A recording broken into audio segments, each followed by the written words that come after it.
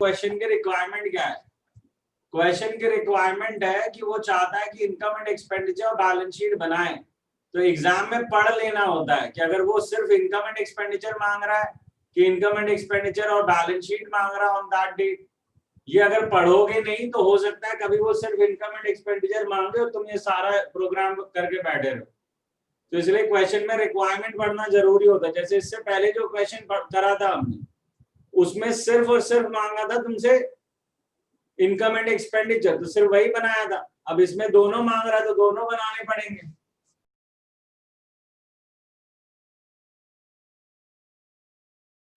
तो हमें opening balance sheet भी बनानी पड़ेगी जब उन्होंने मांग लिया क्लोजिंग बैलेंस शीट। ये तभी नहीं बनेगी अगर हमें कैपिटल फंड डायरेक्टली गिवन हो। अगर मुझे कैपिटल फंड डायरेक्टली गिवन होगा तो ये नहीं बनाने की जरूरत, बट फिलहाल यहाँ गिवन नहीं है। सो टू स्टार्ट विथ, सबसे पहले अब जब एडजस्टमेंट होगा तो will start with the adjustment. तो पहला एडजस्टमेंट क्या है भाई? What's the first adjustment? In the beginning of the year, the club possessed books of 2 lakhs and furniture of 85,000. तो ये कहाँ जाएंगे इन चार जगह में से? आपको क्या लगता है, इनकम एंड एक्सपेंडिचर में जाएंगे या इस बैलेंस शीट में या इस बैलेंस शीट में या सब्सक्रिप्शन में? इसको कहाँ जाना चाहिए? These are things being owned at the beginning of the year. तो beginning of the balance sheet है ओपनिंग। सर ओपनिंग में जाएंगी ना? तो ओपनिंग बैलेंस शीट में जाएगी। हाउ मच बुक्स एंड क्या है ये? 2 lakhs. क्या चीज है? Furniture. It's basically books and furniture. तो यहाँ पे लिखो बुक्स और यहाँ पे लिखो फर्नीचर। दैट्स 2,85,000। ये है ना फिगर? ठीक है। अब एक बात का ख्याल रखो कि जब एक एडजस्टमेंट पकड़ ली है ना तो उसे एग्जॉस्ट करना है, खत्म कर देना है, तभी जाना है वहां से। अब मैं पकड़ूंगा पहले बुक्स को। अब अगर ये ओपनिंग डेट पे बुक्स है तो क्लोजिंग डेट पे गायब हो जाएगी क्या? रहेगी ना।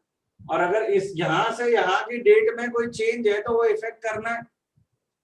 तो बुक तो मैं यहाँ लिख रहा हूँ कि भाई 2 लाख रुपए की है मेरे पास ऑलरेडी। अगर कोई और इंफॉर्मेशन नहीं होगी क्वेश्चन में तो books as it is 2 lakh पे वापस दिखेंगे क्लोजिंग।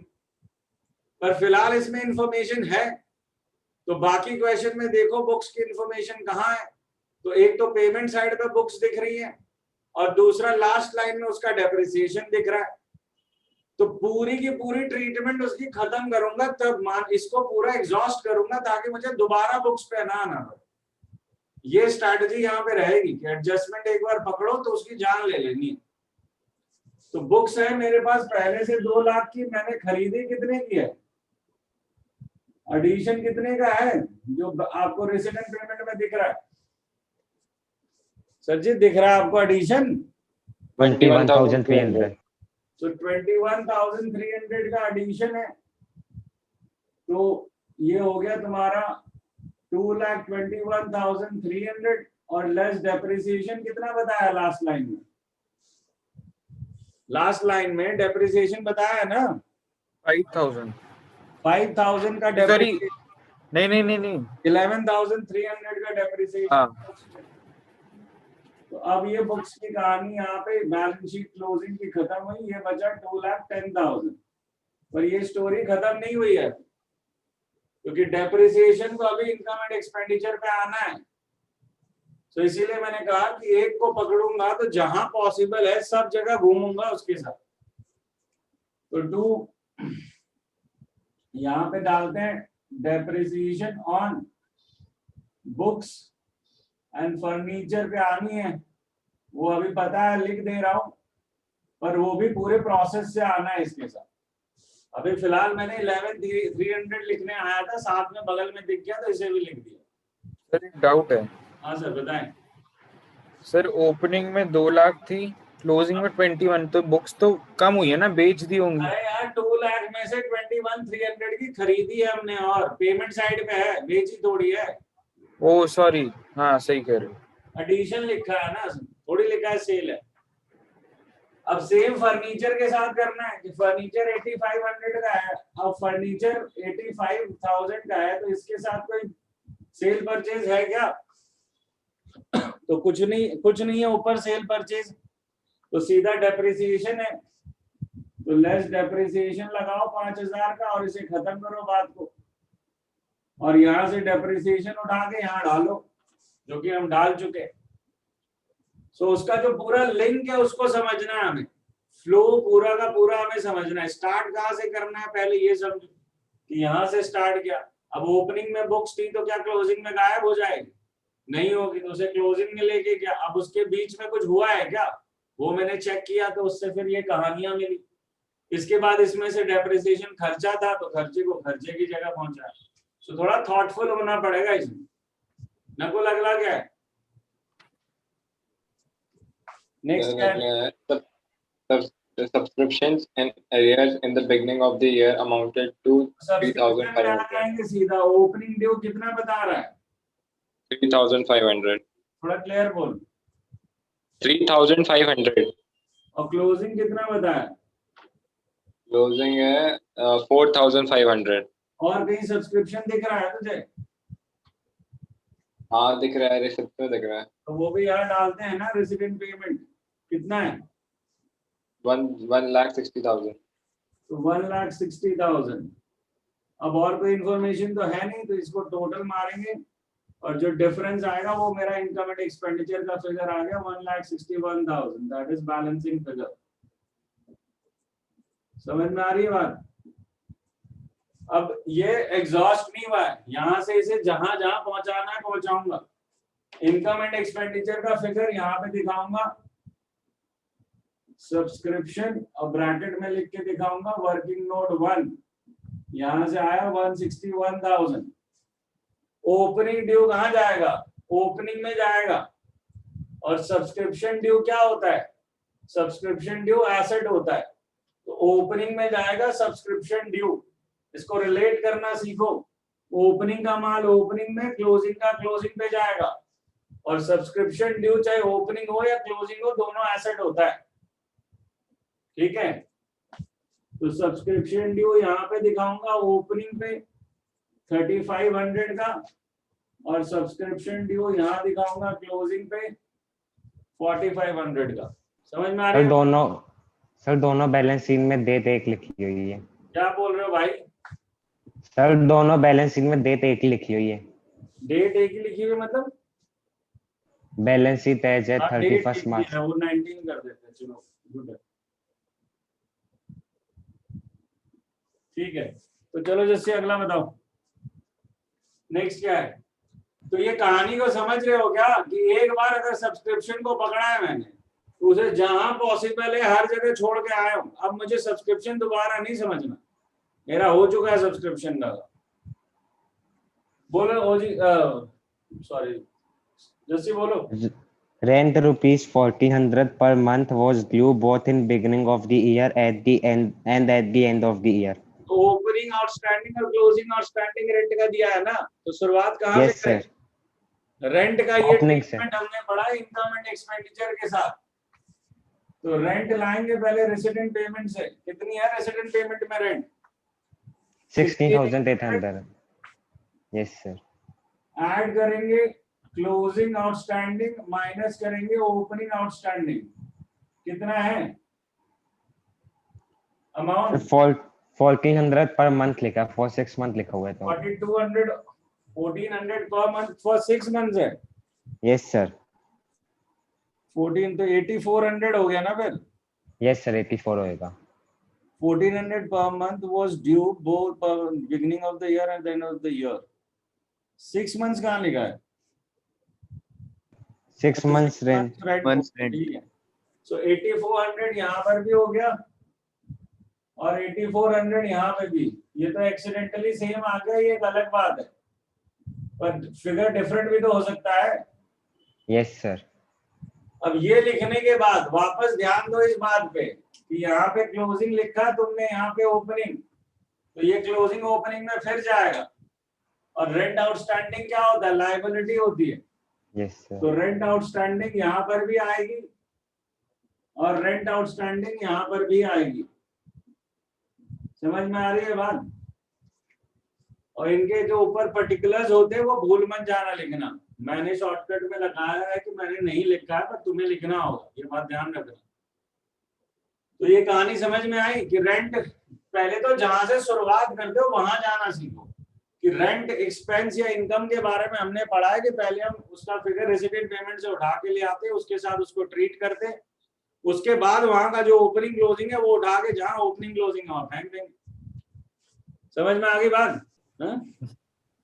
कैश इन हैंड कितना है ओपनिंग, 10,000। और कैश एट बैंक भी है।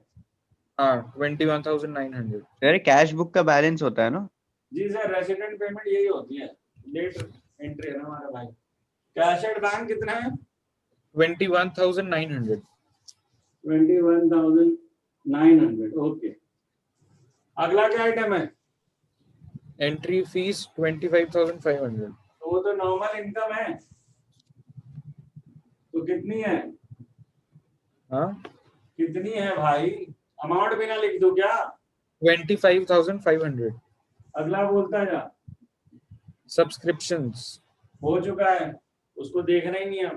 जिसको कर चुका हूँ एडजस्टमेंट में उसे तो मैं देखने ही नहीं जाऊंगा। इसके बाद तो वो ये लेगेसी और लाइफ मेंबरशिप फीस है, वो तो आएगा तो नहीं यहीं पे आएगी जब तक सर। कुछ उसमें बोला। लेगेसी क्यों आएगी? वो तो लिखवा आ चुका हूँ, जब तक कि क्वेश्चन ना कहे तब तक यहीं आएगी। और लाइफ अच्छा। मेंबरशिप फी जो है वो कैपिटल फंड में ऐड होगी, तब फिगर बता दे फटाफट। लेगेसी है 16,500। हाँ, और लाइफ मेंबरशिप है 25,000। ओके सर 900 नहीं 500। Okay sir, sorry. और क्या है रिसिप्ट साइड पे? और है to surplus from entertainment events. तो ये भी आएगा, सरप्लस फ्रॉम एंटरटेनमेंट इवेंट्स। कितना है? 5,600। और क्या है? बस इस साइड तो यही है। आजा नकुल दूसरी साइड। सर रेंट का हो चुका है, रेंट हो चुका है। वेजेस आएगा इनकम में, वेजेस इनकम बना देगा तुम, सॉरी एक्सपेंस में। बता फिर अमाउंट। उसका है 24,500। और क्या है? फिर उसके बाद है इलेक्ट्रिसिटी चार्जेस एक्सपेंस है कितना? 7,200। ठीक से बोल। 7,200। फिर क्या है?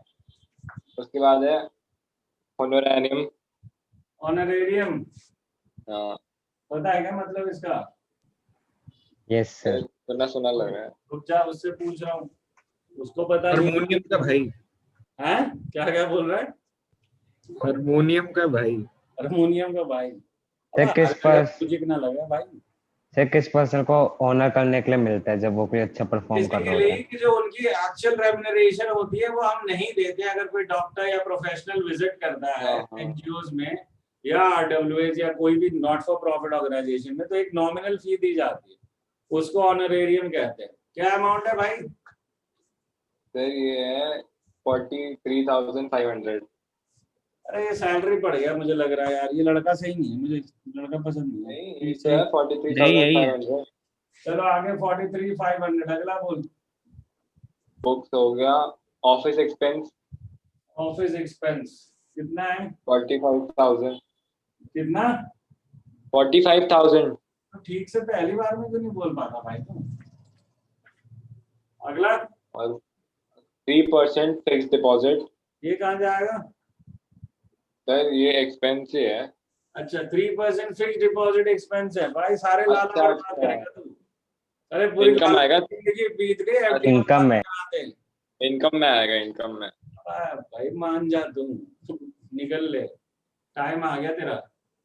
पूरी लॉकडाउन में ना बंदों ने अपना पूरा पैसा उठा के फिक्स डिपॉजिट में डाल दिया है। वो इसलिए डाल दिया क्योंकि इनकम है वो। फिक्स डिपॉजिट का मतलब भी पता है तुझे?